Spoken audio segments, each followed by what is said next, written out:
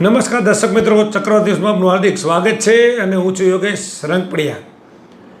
અત્યારે મોરબીમાં જે સ્થિતિ છે એ સ્થિતિની અત્યારે વાત કરવા માટે હું તમારી સામે અત્યારે ફરી એક વખત ઉપસ્થિત થયો છું. ત્યારે મોરબી મહાનગરપાલિકા એક સાંધે ત્યાં તેર તૂટે એ વિષય પર વાત કરવી છે.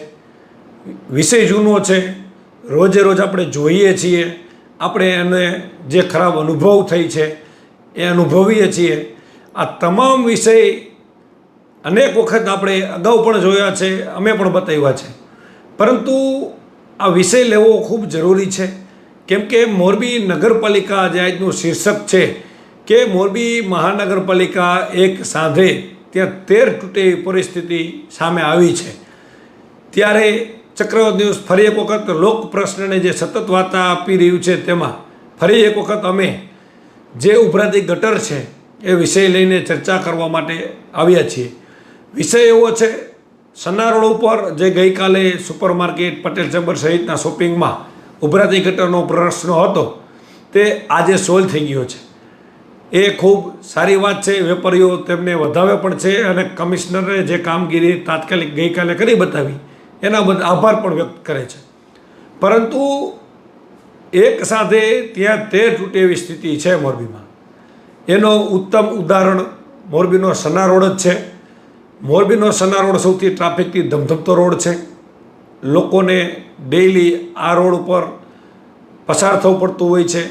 જીવન જરૂરિયાત વસ્તુ હોય, હોસ્પિટલ હોય કે અન્ય કોઈ પણ પ્રકારના કામ હોય, એ ગામડેથી કે મોરબીમાં રહેતો વ્યક્તિ પોતાના નિત્યક્રમ માટે જ્યારે નીકળતા હોય છે ત્યારે મોટાભાગે સન્ના રોડનો ઉપયોગ કરતા હોય છે.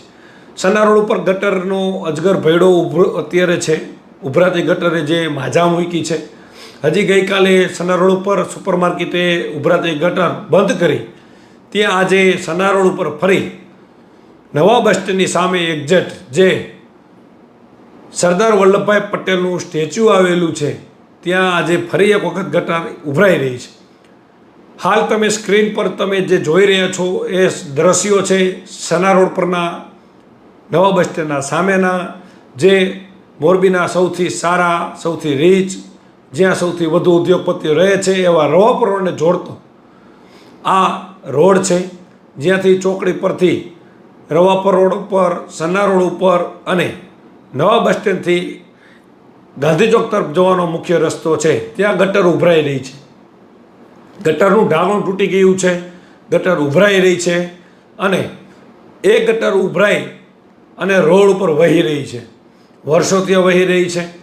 એક સાથે ત્યાં તેર તૂટે એવી સ્થિતિ મોરબી મહાનગરપાલિકાના પાપે કે અભાવ કે કામ કરવાની જે ક્ષમતા કે કર્મચારીઓ જે નથી કરતા, આ બધાના કારણે મોરબી મહાનગરપાલિકામાં એક સાથે ત્યાં તેર તૂટે એવી સ્થિતિનું નિર્માણ થયું છે. જેના કારણે અત્યારે ફરી એક વખત અમે આ સન્ના રોડ પરના દ્રશ્યો બતાવી રહ્યા છીએ. મોરબી મહાનગરપાલિકા બની કરોડો રૂપિયા હવે ટેક્સ પેટે ઉઘરાવે છે, તો બીજી તરફ સરકાર કરોડો રૂપિયા હવે મહાનગરપાલિકાને ફાળવી રહી છે. મુખ્યમંત્રી હોય કે રાજ્ય સરકાર હોય, તમામ લોકો પોતાના પૈસા જે છે સરકારના મુખ્યમંત્રી પોતે પણ વાપરી રહ્યા છે. બે હાથ ખોલીને મોરબીને કરોડો રૂપિયા અત્યારે આપી રહ્યા છે. પરંતુ આ જે અત્યારે દ્રશ્યો છે તમે જોઈ શકો છો કે લોકો કઈ પ્રકારે હેરાન થાય છે. લોકો હવે બોલવા તૈયાર નથી. કેમ કે કેટલી વાર બોલવું, કેને કહેવું, કેટલી વાર રજૂઆતો કરવી. રોજ અહીંથી કમિશનર પસાર થાય છે, ધારાસભ્યો પસાર થાય છે, પોલીસના ઘણા બધા અધિકારીઓથી પસાર થાય છે અને ઉદ્યોગપતિઓ પસાર થાય છે. પરંતુ કોઈ વ્યક્તિને આ કાયમિયાનો નિકાલ આવે એમાં રસ નથી. ગઈકાલે સન્ના રોડ ઉપર એક શોપિંગ જે પાણી ગટરનું છોડતું હતું, પોતાનું પાણી જે છે એ ગટરમાં નાખતું હતું, સન્ના રોડ ઉપર વહેવડાવતું હતું, એના સીલ મારવાની કામગીરી ગઈકાલે કરી. ખૂબ સારી બાબત છે. પરંતુ આ જે સિલસિલો છે સન્ના રોડ ઉપર ગટર ઉભરાવાનું, એ બંધ થવાનું નામ નથી લઈ રહ્યું. એક તરફ ગટર બંધ કરી બીજી તરફ શરૂ થઈ છે. એક તરફ સાંધે તે બીજી તરફ તૂટે છે. અનેક રોડ ઉપર, આલાપ રોડ હોય, એસપી રોડ હોય, વાવડી રોડની સોસાયટીઓ હોય, XYZ લાથીપટ વિસ્તાર હોય, તમામ જગ્યાએ આજે એને સ્થિતિ છે. નગરપાલિકા હતી ત્યારે પણ આ જ આપણે વિષય ઉપર ચર્ચા કરવી પડતી હતી. આજે ફરી એક વખત આના વિષય ઉપર અમારે વાત કરવી પડે છે. કમિશનર સાહેબ, તમે એક સાંધો ને ત્યાં તેર તૂટે છે. આ સત્ય હકીકત છે. એ તમારે સાંભળવી પડશે, જોવી પડશે. કેમ કે અમે પ્રજાના હિતમાં વાત કરીએ છીએ, અમે મનોરંજન પૂરું પાડતા નથી. કદાચ તમને કડવું લાગશે, કદાચ અધિકારીઓને કડવું લાગશે, કદાચ જે કામચોર કર્મચારી છે તેને કામ કરવા મજબૂર થવું પડશે. પરંતુ પ્રજાનો જે પ્રશ્ન છે, આ ગટર અત્યારે જે ઉભરાઈ રહી છે, તમે જોઈ શકો છો કઈ પ્રકારે ઉભરાઈ રહી છે.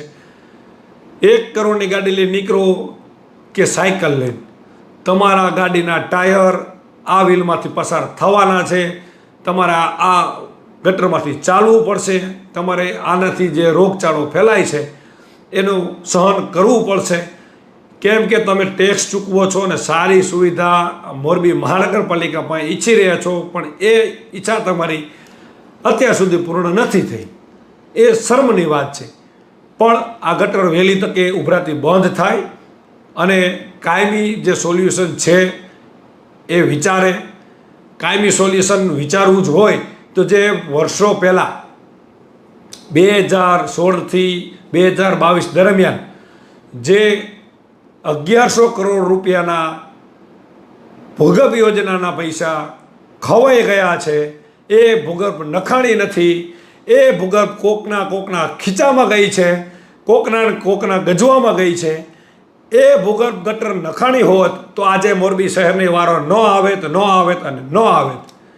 પરંતુ હવે એ વાત કરવી નકામી છે. આગામી દિવસોમાં અમે એ પણ ઉજાગર કરવાના છીએ કે એ 1100 કરોડ કયા ભ્રષ્ટાચારીના ખીચામાં ગયા છે, કેના ખીચા ગરમ થયા છે, એ પણ ઉજાગર કરવાના છીએ. જો ત્યારે એ 1100 કરોડના કામ થઈ ગયા હોત તો આજે આવડા ભૂંગરા નાના નાખેલા છે ને, ત્યાં મોટા ભૂંગરા નખાઈ ગયા હોત. આજે આ સમસ્યાનો સામનો ન કરવો પડે. આપણે પણ સમજીએ છીએ, જ્યારે નગરપાલિકા અસ્તિત્વમાં આવી ત્યારથી એ ભૂંગરા નખાણા હતા, ત્યારબાદ નખાણા નથી. જ્યારે 50,000ની વસ્તી હતી ત્યારે ભૂંગરા નખાણા હોય. આજે 5 લાખ, 10 લાખ, 20 લાખ, 25 લાખ માણસો અહીંથી અવર જવર કરે છે, આનો લાભ લે છે, અહીં મોરબીમાં રહે છે. દિવસે ને દિવસે વસ્તી વધી છે. પરંતુ આ જે ઉભરાતી ગટર છે એ ક્યાંક ને ક્યાંક ભ્રષ્ટાચારી બાબુઓએ જે કણા કરી ગયા છે એના કારણે પણ ઉભરાય છે. અને હાલ જે કર્મચારીઓ કામ કરે છે એને કામ કરવું નથી. ઘણા બધા અધિકારીઓને, બધાને હું નથી કહેતો, કેમ કે ઘણા બધા નિષ્ઠાથી કામ કરે છે, પણ હજુ આમાં ઘણું બધું કામ કરવું પડે એમ છે. મોરબીની શરમજનક સ્થિતિ છે. નવરાત્રિ, દિવાળી સહિતના હિન્દુઓના તહેવાર માથે આવી અને ઊભા છે. નવરાત્રિ દરમિયાન ચોલી, ચણિયા ચોરી તૈયાર થઈને માતાઓ બહેનો નીકળશે પોતાના બાઇકમાં આ જ રોડ ઉપરથી, તો તમે વિચારો કેવી સ્થિતિ છે. વર્ષો થયા છે. ફરી એક વખત અમારે કહેવું પડે છે કે હવે તો શરમ કરો અને આ એક સાંધે ત્યાં તેર તૂટેવાળી સ્થિતિ બંધ કરાવો, એવી કમિશનરને વિનંતી છે. જે પૂર્વ ચીફ ઓફિસરો નથી કર્યું એ તમે કમિશનર કરી બતાવો. અને જે ઉભરાતી ગટરનું કાયમી સોલ્યુશન આવી શકે એમ જ છે. જો કરવું જ હોય, ગઈકાલે તમે જે કરી બતાવ્યું છે અને આજે એ ગટર નથી ઉભરાતી, એ જ પ્રકારે આ ગટર પણ ઉભરાતી બંધ થઈ શકે એમ છે. પાણી ક્યાંથી આવે છે, આ પાણી આટલું બધું કોણ આ ગટરમાં છોડે છે, એનો તાગ તમે મેળવી શકો છો, એના પણ કનેક્શન કાપી શકો છો. પરંતુ એ કરવું અઘરું પડશે. જો થઈ જાય તો કાયમી મોરબીનો પણ આ પ્રશ્ન સનારોનો, ઉભરાતી ગટરનો, વેપારીઓના સ્વાસ્થ્ય સાથેના ચેડાનો, એ તમામ બંધ થઈ જાય એમ છે. એ તમામ પ્રશ્નો ફરી એક વખત અમારે નહીં મૂકવા પડે એવી આશા સાથે ફરી એક વખત આપને વિનંતી કરું છું કે આ ઉભરાતી ગટરનું કાયમી સોલ્યુશન લાવો. ફરી મળીશું લોકોના અન્ય મુદ્દા સાથે. ત્યાં સુધી મને રજા આપો. ધન્યવાદ.